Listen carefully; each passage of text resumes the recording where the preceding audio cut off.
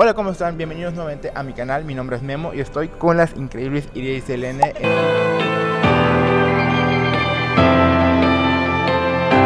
en la Feria Internacional del Libro de Guadalajara 2025, gracias a Penguin Random House. Para empezar, ¿cómo están de estar en Guadalajara y en México otra vez? Pues la verdad es que estamos todavía como que no nos lo creemos. Estamos en ese modo en que parece que estás soñando. Quizás sea por el jet lag también. En efecto, deberíamos estar soñando a estas horas. Pero muy felices, la verdad. Muy contentas de estar aquí y de tener esta oportunidad nuevamente. Para nosotras, que somos unas autoras de fantasía españolas, nunca damos estas cosas como por garantizadas. Entonces, cada vez que sale una oportunidad de estas, es como, qué suerte tenemos. Y por supuesto que sí, vamos. Siento que México las quiere mucho y es algo muy bonito porque, o sea, es una pregunta después, pero siento que como miembro de la comunidad, o sea, sus libros significan mucho para muchas personas. Y de hecho, la última vez que ustedes vinieron acá, presentaron la de Anne Sin Filtros. ¿Y cómo se sienten ahorita viniendo a presentar Timekeepers y la nueva edición de Rojo y Oro? Porque en sus historias dicen que Timekeepers ha sido su mayor desafío, pero lo que hace tiempo que quieren hacer. Entonces, ¿cómo se sienten ahora presentando este libro? Para nosotros es muy importante, sobre todo, cómo impacta en la gente y el amor que sentimos que viene de la gente por esta trilogía. El hecho de que vosotros como lectores os emocionéis tanto como nosotras llevamos años y años emocionadas con esta historia es muy importante. Efectivamente ha sido un desafío escribirlo, sigue siendo un desafío porque estamos con la tercera parte y a veces no podemos evitarlo, tenemos dudas. Siempre que escribes un libro siempre dudas de ¿esto le va a interesar a alguien? ¿Habrá alguien que lo lea y se vea reflejado en este libro? Entonces el saber que sí, que hay gente a la que le gusta, que está interesada en escucharnos hablar en una presentación de estos libros, para nosotras es muy importante y de verdad nos llena de muchísimo cariño por nuestro público lector. Además, mencionabas Anne Sin Filtros, claro, no podrían ser más distintos. Sí. Y eso, nosotras como autoras sabemos que es un riesgo tener como todas estas facetas, ¿no? A nosotras nos gustan hacer muchas historias distintas.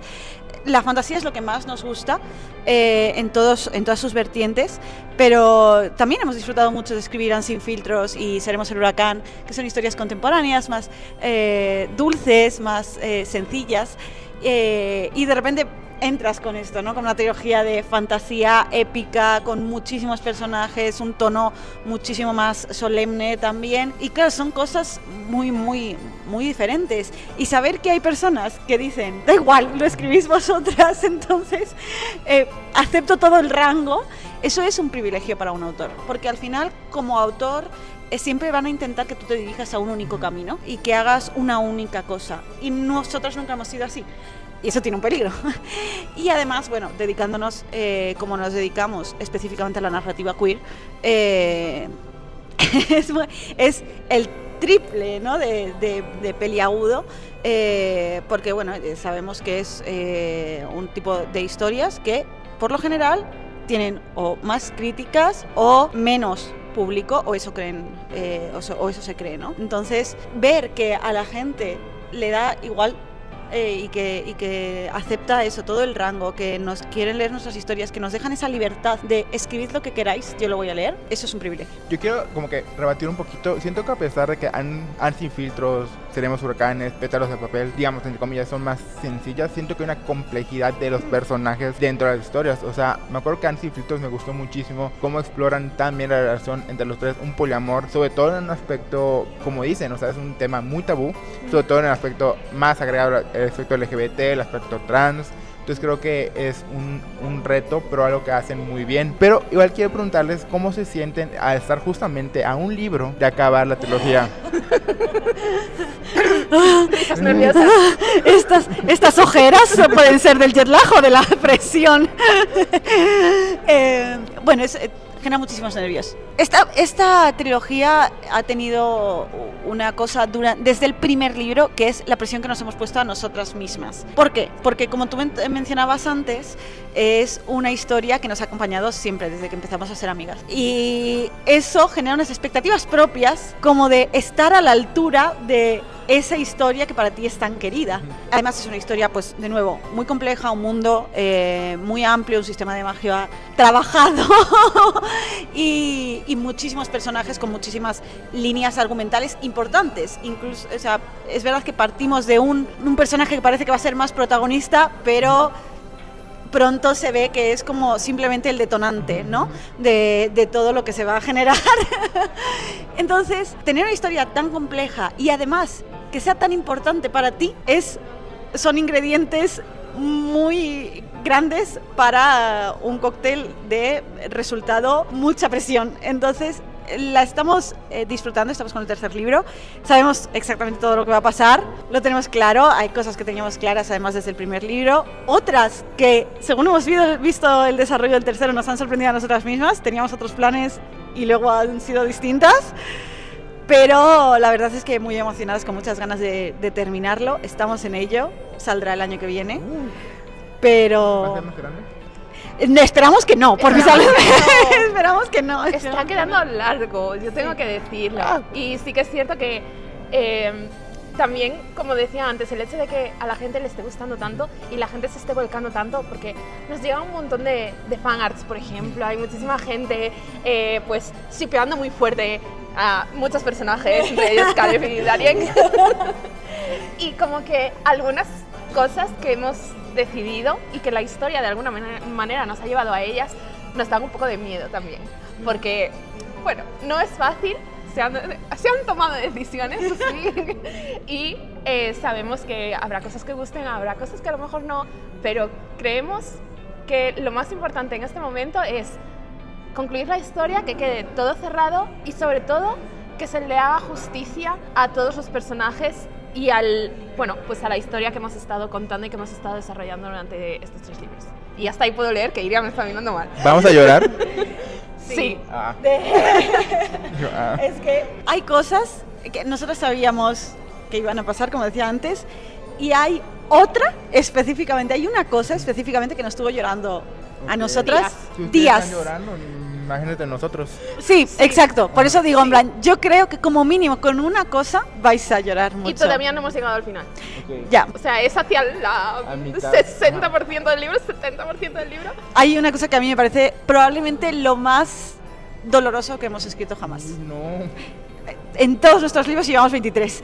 Es probablemente la cosa más trágica y triste y al mismo tiempo tiene mucho sentido. Fue una cosa con la que nos encontramos en la historia y dijimos, tiene que ser así. Pero que sepáis cuando ocurra que a nosotras fueron las primeras a las que le dolió. Me acabo de acordar que me adelanté un poquito y quieren platicaros un poquito de qué se trata la saga de Timekeepers. Me salté la pregunta, yo estaba asumiendo que todos saben y si no lo saben, sépanlo, es una increíble trilogía. Pero cuéntenos un poquito acerca de el primer libro, qué se trata, qué vamos a seguir, qué vamos a encontrar. Pues como decíamos, es una trilogía de fantasía épica, no es romantasy, ¿vale? Quiero decir, esto lo aclaramos, exacto, lo aclaramos porque, bueno, esto suele pasar, ¿no? Lo han escrito 2 mujeres o personas que se asumen como mujer en mi caso y es fantasía, automáticamente tiene que ser romantasy. No es romantasy, Pétalos de papel sí lo era, esto no lo es. Esto es una fantasía épica con muchos personajes. En la trilogía nos vamos a encontrar con Nathan Tabith, que ha sido denominado como el portador del amuleto del tiempo. A él toda la vida le han dicho que no puede poner en marcha el amuleto porque si lo hace puede provocar desastres. Así es como se ha dado históricamente. Hay un montón de anécdotas históricas relacionadas con el amuleto que han acabado fatal. Entonces, en el sacro reino de Daiva tienen como misión protegerlo y evitar su uso. Y particularmente el portador debe evitar ese uso. ¿Qué ocurre? Que pese a que a Nathan le han repetido toda su vida, no lo uses, no lo uses, no lo uses, cuando se entera de que su novio está a punto de morir, pues quizás decida que si el amuleto es lo único que le puede salvar la vida, quizá haya que usarlo. Y hasta ahí podemos leer. Y ese principito, o sea, es como que el principio del libro, sí. Es como el primer 10%, 15%, si no me equivoco, del libro, sí. Que es devastador, pero inicia de una manera muy exclusiva, muy padre la saga, la trilogía. Pues, ¿qué vino primero? ¿El mundo, la relación de los personajes, el final o alguna escena? ¿Qué vino primero de esta trilogía? Pues yo creo que los personajes, Nathan fue lo primero que vino, porque bueno, esta historia básicamente fue algo que yo empecé a escribir hace muchos años, e Iria estaba obsesionada con ella. Y entonces cuando empezamos a escribir juntas, de alguna manera, como que dijimos, algún día la escribiremos, pero todavía no estamos preparadas. Y cuando el momento llegó, tuvimos muy claro que Nathan iba a seguir siendo Nathan, el amuleto, por supuesto, y luego todo a su alrededor cambió. El final sigue siendo el mismo que estaba planeado en aquel momento. De momento. De momento. No. Por ahora, sí. Igual cuando llegamos al final decimos, cambió. El 60% que va. Exacto. Pero sí que es cierto que creamos el mundo muy al servicio de la trama, y muy con esta idea de, vale, necesitamos estas diferentes facciones, por lo tanto necesitamos diferentes dioses, por lo tanto va a haber diferentes países, y como que fue muy orgánico. Una vez empezamos, fue todo como un dominó, y empezaron a encajar las piezas y dijimos, vale, entonces si hay este amuleto del tiempo, tuvo que haber un dios. ¿Qué pasó con ese dios? Se murió. Pues nada, matamos dioses ya en la primera página, antes de la primera página. Y como que tuvimos muy claro de que queríamos que fuera una historia también que partiera de un grupo de amigos, de personajes que han crecido en el mismo entorno, y que de alguna manera algo fuera a ocurrir que los separase y que hiciesen, que respondiesen de manera diferente a una misma situación. Sí, en la gran mayoría de nuestros libros nos encanta el cliché de la familia encontrada. Yo amo igual. Creo que es un cliché con el que particularmente la comunidad queer puede identificarse muchísimo, ¿no? Entonces está muy presente en todas nuestras obras. Creo que es el único que es constante. Y aquí queríamos partir de como la familia desencontrada, ¿no? Tienes este grupo de amigos que han estado unidos por unas circunstancias y demás, pero claro, cuando llevas toda tu vida en un mismo lugar, con unas mismas personas, quizás tu identidad debes fabricarla al margen de esas personas, encontrar otro lugar en el mundo, ¿no? Entonces, el primer libro es muy de familia desencontrada, es estos caminos separados, sé que se rompen, y en el segundo es las familias que cada uno encuentra. Otra vez, ¿no? Entonces volvemos siempre a este concepto de quién eres, con quién quieres estar, dónde te sientes seguro, cómo desarrollas tu identidad, ¿no? Y lo importante que es entender quién eres. Creo que es otro tema que está constante en nuestras historias. Y yo diría también que antes hemos dicho, no es un romantasy, pero yo quiero dejar claro que sí que hay mucho amor, pero no Confirmo. solo amor romántico, sino amor entre amigos. Lo difícil que es a veces romper con los amigos, o dejarlos atrás, o tener que reconocer que tu vida te ha separado de esas personas. Y también amor por uno mismo, que creo que hay varios casos en los que también necesitan primero saber quiénes son ellos antes de saber cuál es su lugar en el mundo. Y creo que una forma muy bonita y muy psicológicamente hablando, muy padre, que ustedes son muy inteligentes al momento de usarlo en el libro, es que básicamente los que amamos son los que más nos lastiman. Lilith es un personaje que tiene una cabeza muy fuerte, tiene unos valores muy cimentados, y desde su psicología hablando, desde el momento en el que pasa pues algo dentro del libro, pues le cambia. Ya no le dice Nathan, le dice el portador. Entonces, y en el aspecto mental, porque hasta mentalmente, porque bien puedes decirlo de manera verbal, sigue diciendo el portador. Entonces, pero ya hasta psicológicamente hablando, porque entra su narrativa personal cambia. Entonces, qué doloroso es para Lilith esto lo que pasa.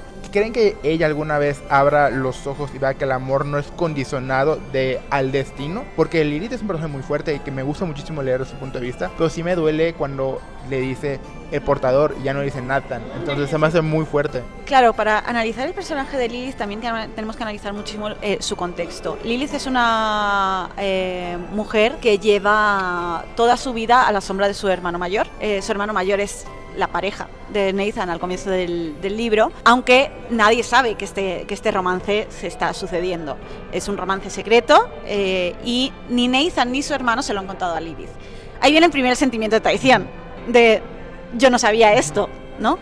De las personas que más confiaban no han confiado en mí. Pero aparte, creo que una pieza fundamental en la psicología de Lilith es su madre. Su madre es la Suma Celestial, es quien rige la fe en el reino de Daiva. El tema de la fe es muy importante en toda la trilogía, y particularmente cómo se entiende la fe en Daiva construye mucho de los personajes, y particularmente de Lilith. Entonces, Lilith tiene un sentimiento de inferioridad que está muy alimentado por su propia madre.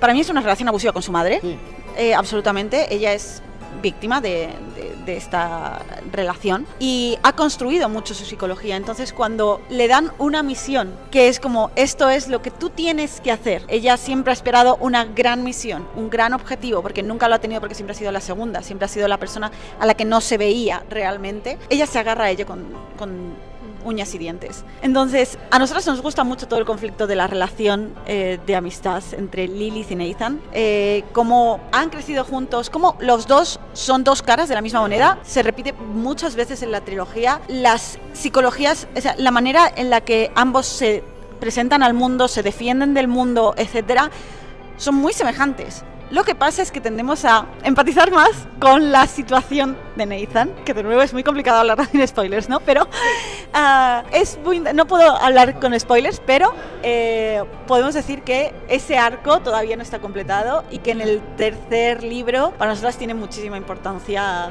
todo lo que ocurra entre Lilith y Nathan. Es que no me atrevo a decir nada más. Selene también me mira en plan, ten cuidado. Así que podemos hacer otra pregunta para que sea más fácil. Sí, por favor. Ok, acá tengo una frase. Cuando tienes tan claro el camino que debes recorrer, pensar en otros paisajes solo sirve para hacerte daño y para echar de menos todas las cosas que nunca vas a poder ver. ¿Qué postura ustedes tienen ante el destino? ¿Hay de verdad un destino que nos va a llevar de que predestinado antes de nacer o creen que lo vamos construyendo mientras vamos pues haciendo cosas? Esta es una pregunta muy filosófica en realidad, porque es algo que siempre ha estado sobre todo en la literatura, en la cultura. Todo el mundo a lo largo de los siglos se ha preguntado, ¿existe un destino? Pensar que existe un destino puede ser, dependiendo de cómo seas tú como persona, puede ser algo bueno, en el sentido de te refugias en ese destino, que es un poco lo que hace Lilith. Lilith quiere una misión porque quiere sentir que hay algo para ella en algún lado, que hay un objetivo, y lo más sencillo en ese caso además es dejarse llevar y decir, vale, pase lo que pase, no es culpa mía porque otros han elegido por mí. Pero a la vez es un poco cobarde por su parte, porque dices, no te estás dando la oportunidad de elegir. Lo único que quieres es el consuelo de que si algo sale mal, puedes decir, no ha sido culpa mía, otros han elegido por mí. Sí. Y si algo sale bien, también otros han elegido por ti. No puedes decir qué orgullosa estoy de lo que he decidido. Entonces, creo que hay algo muy triste en decir, el camino está marcado y tú no te puedes salir de ahí. Porque es como, entonces no hay logros, ni hay derrotas, ni hay posibilidad de mejorar, porque ya alguien lo ha puesto ahí para ti. Para mí es la ausencia de responsabilidad, ¿no? Sí. La ausencia de agencia, a mí es un pensamiento que no me gusta nada. Pensar que otros están decidiendo por mí mi camino me parece muy angustiante. Entonces, yo sería bruja 100% dentro de Time Keeper. Yo soy de libre albedrío total. A mí me dicen, este es tu camino, y yo digo, porque tú lo digas. Entonces, y creo que hay, pues es un poco lo que comentaba Selene, ¿no? Creo que para mí hay más consuelo en decir mis errores y mis aciertos son míos, porque si son mis errores yo los puedo intentar enmendar, a veces no podré, pero puedo intentarlos, y si son mis aciertos me corresponden y puedo sentirme orgullosa de ellos. Y básicamente en un libro las cosas van aumentando, y obviamente no podemos tocar nada porque son spoilers, pero ¿cómo se sintió el aumentar los stakes del primer libro al segundo libro? Bueno, teníamos muchas ganas. Es verdad que en el primer libro es una introducción al mundo, a los personajes, etcétera. De hecho, en el segundo libro hay más puntos de vista, incluso. Sí. Y ya teníamos el mundo, las bases del mundo presentadas, por lo tanto ya podíamos jugar mucho más. Entonces, nosotras escribimos el primero deseando llegar al segundo, ¿no? Al mismo tiempo, el primero tenía que funcionar por sí mismo. Tenía que ser un buen libro. Gracias. Pero para nosotras el segundo es mucho mejor. Creo que además la gran mayoría de gente coincide. Yo creo que en parte la gente coincide porque hay más chisme. Sí que es cierto que hay muchos más personajes, hay por ahí un ship. Y a mí me gusta especialmente porque vas descubriendo a los personajes que son solo sombras de alguna manera en el primero, que salen ahí y dices, este personaje va a ser secundario, de repente descubres todo el potencial que tiene, y a mí personalmente me encanta eso, cuando un personaje secundario se sale del molde que parece, en el que parece que está, y dice, no, espera, yo también tengo una historia que contar. Yo tengo autonomía. Sí, exacto. para ir cerrando, pues como miembro de la comunidad LGBT, siento que sus libros significan mucho para mí. Pero ¿qué significa para ustedes, sobre todo en el clima político que tenemos, de que, por ejemplo, chance hay veces que se les cierren puertas a ciertas entrevistas o algo por el estilo? Al menos nosotros como fans las apoyamos y estamos acá apoyándolas, pero ¿cómo se siente esta dualidad de que tienen nosotros, sus fans, y igual la sociedad que chance les cierra puertas? O sea, ¿con qué se quedan de todo eso? Yo me quedo con los lectores, 100%, porque principalmente, uno, porque como autora evidentemente me parece lo más importante, pero segundo, porque a mí me hubiera gustado tener estos libros cuando yo era joven. Entonces, esa siempre ha sido la razón por la que escribimos los libros que escribimos, y al final, precisamente en el clima político en el que estamos, en el que lamentablemente está habiendo un retroceso importante, en España por lo menos lo hay y se nota, está siendo muy frustrante últimamente, la verdad, está siendo muy preocupante, pero a nosotras nos queda la tranquilidad de por lo menos nosotras estamos escribiendo lo que queremos, y qué bien que por lo menos a alguien le vaya a llegar, porque se están reduciendo muchísimo las novedades con contenido queer. Si seguimos las novedades que llegan en un alto porcentaje siguen siendo historias sobre simplemente el sufrimiento de ser queer, lo cual yo tengo muchas opiniones también sobre eso, ¿no? Es necesario que hablemos del sufrimiento, pero también que no nos limitemos al sufrimiento. Entonces, los personajes aquí sufren, pero sufren por otras cosas. no por ser LGBT. Entonces, creo que en el clima en el que estamos, precisamente, en el que hay un retroceso, en el que estamos viendo vuelta a modelos súper conservadores, ya no hablo simplemente de cis heterosexualidad, que por supuesto, sino a nivel misoginia y a nivel de roles de género súper marcados, de nuevo, el hombre fornido, la mujer, ¿no? Etcétera. Anecdóticamente, hablando de, por ejemplo, perdona que cambie el tema de Timekeeper a Rojo Lloro, cuando nosotros escribimos Rojo Lloro en 2016 y se publicó en 2017, lo escribimos precisamente con una intención de invertir los roles de género. Y esa fue la intencionalidad en todo momento, y desde ahí construimos la historia. Se ha vuelto a publicar ahora, lleva una semana, y los comentarios que recibimos son: qué interesante la inversión de roles de género. Y es como, este paso debería haberse superado hace 10 años, ¿no? Entonces, está viendo esta vuelta cada vez más, ¿no?, a ese modelo conservador de qué significa ser hombre, qué significa ser mujer, qué tipo de sexualidad se permite, qué tipo de sexualidades tienen visibilidad, qué tipo de sexualidades no. Entonces, precisamente por eso, en este clima, como que pensamos, con más razón vamos a seguir escribiendo lo que escribimos, y con más razón nuestros libros son cada vez incluso más políticos, ¿no? O sea, es como que siempre lo han sido, pero últimamente son cada vez más evidentes, quizás.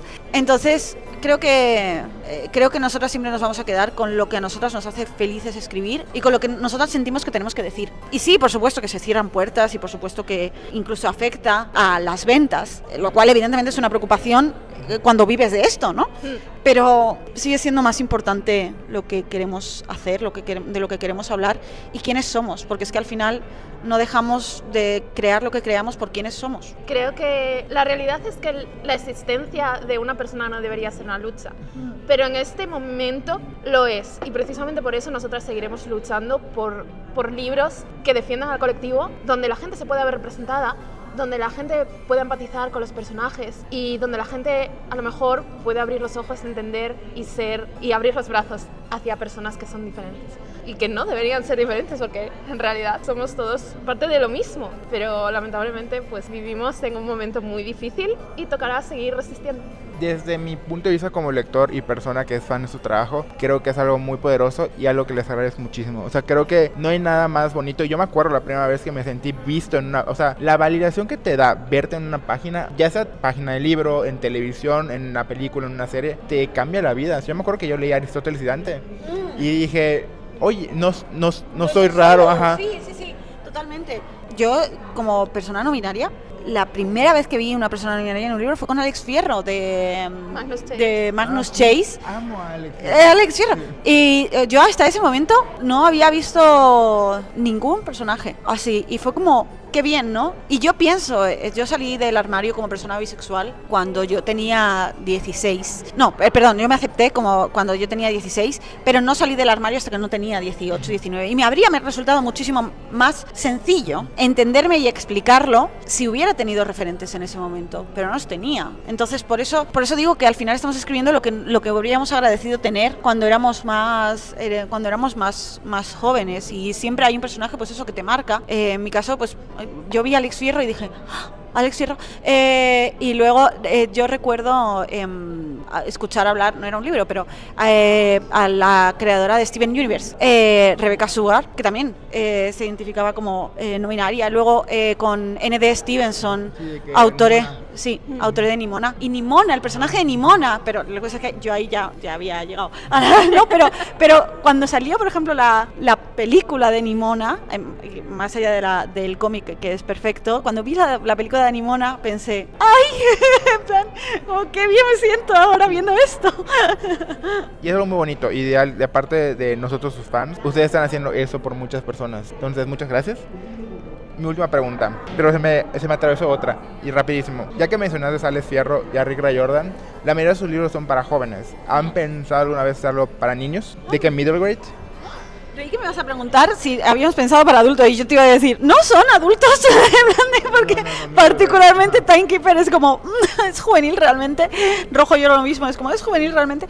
Middle grade escribimos un libro que para nosotras es muy importante, que se llama Alma y los 7 monstruos. Es lo único que hemos hecho, middle grade. Y es un libro que es una alegoría sobre la depresión. Es una niña que se encuentra monstruos debajo de la cama. Cada noche se le aparece un monstruo, y cada uno de esos monstruos es un síntoma de la depresión. Al final estamos hablando mucho de que hablamos del colectivo y demás, pero nosotros hablamos también muchísimo de salud mental, hablamos mucho de diversidad en general, y este libro fue un libro que escribimos una vez más porque necesitábamos, y decía algo de nosotros, necesitábamos escribirlo, y en ese momento yo estaba muy mal, estaba recayendo en una depresión. Yo había tenido depresión mucho más jovencita, y de repente como que tuve una recaída, o sea, veía la recaída, y lo que no te cuentan es que las recaídas muchas veces son parte del proceso de sanación. Entonces queríamos hacer un libro que, uno, permitiera que los más jóvenes entendieran que podían estar mal y entendieran que podían pedir ayuda, y por otro lado un libro que nos sirviera de consuelo,